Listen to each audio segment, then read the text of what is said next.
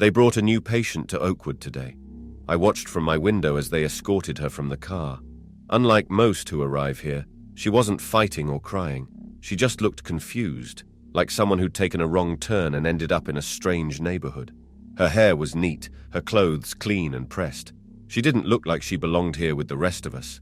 I'm not supposed to have this journal. Dr. Merrick would take it away if he knew. He says my obsessive documentation is part of my illness.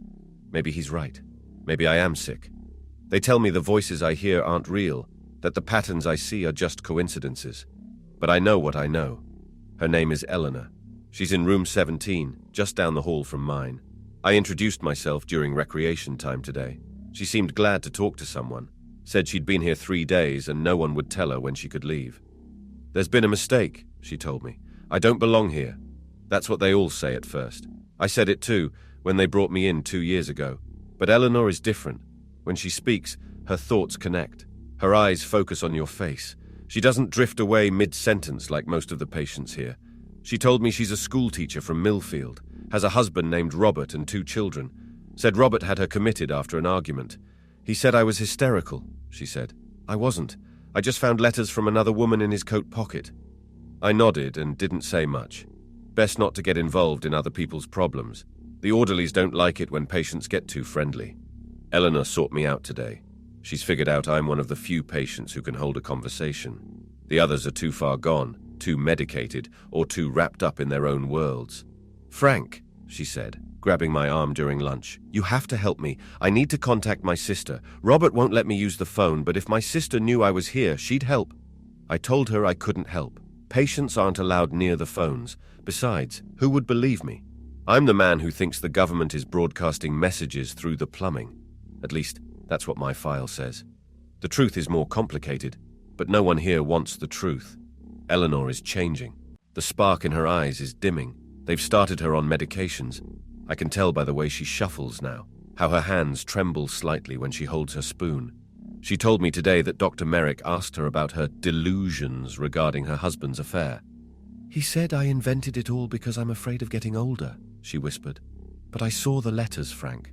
I held them in my hands. I believe her. Not because I know anything about her husband, but because I've seen how this place works. Tell someone they're crazy long enough, and eventually they start to doubt themselves. Eleanor had her first treatment today. When she came back to the common room, her eyes were vacant. She didn't recognize me at first. When she finally did, she grabbed my wrist so hard it left marks.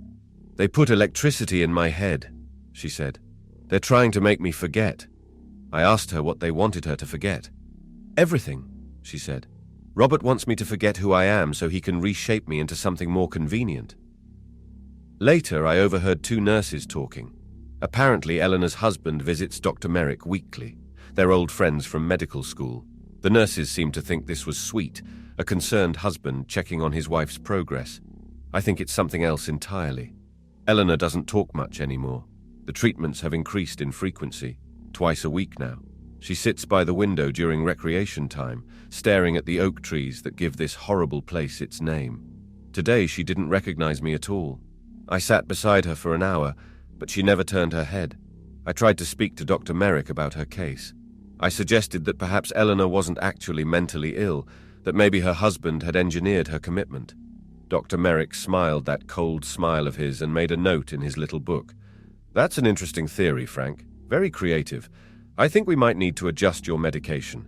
My dosage was doubled that evening. I've been watching Eleanor's husband when he visits. He brings flowers but never stays long. Today he brought another woman with him, younger, blonde. They held hands in the parking lot when they thought no one was looking. Eleanor saw them from the window. She started screaming, pointing. "That's her! That's her!" The orderlies restrained her, dragged her away for an emergency treatment. When she came back, something had broken inside her. She sat in the corner of the common room, rocking back and forth, mumbling about betrayal and punishment. I tried to comfort her, but she pushed me away. "You're one of them," she hissed. "You're all working together to drive me mad." Perhaps she's right to suspect everyone now. Eleanor is gone, not dead, transferred. They took her away yesterday to a facility that better suits her needs. That's what Dr. Merrick announced at breakfast. I know what that means. It means a place where they don't have to pretend to treat you. A place where troublesome wives can be forgotten. Before she left, Eleanor had a moment of clarity. She slipped me a piece of paper during dinner, an address, her sister's, I think. "If you ever get out," she whispered, "tell her what happened to me." I memorized the address, then swallowed the paper when no one was looking. Some would call that paranoid. I call it careful. I dream of Eleanor every night. In my dreams, she's still the woman I first met. Clear-eyed, articulate, sane. In my dreams, she escapes this place. Sometimes I escape with her, but when I wake up, I'm still here, and she's still gone. I've started planning, watching the orderlies' routines, noting when the doors are left unattended.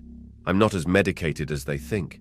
I've been hiding pills under my tongue, spitting them out when no one's looking. I don't know if I'll make it out.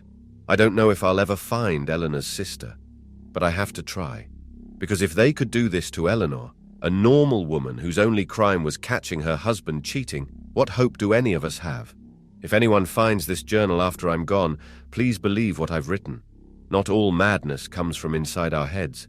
Sometimes it's forced upon us by those who should protect us. My name is Frank Holloway. I am not crazy, and neither was Eleanor.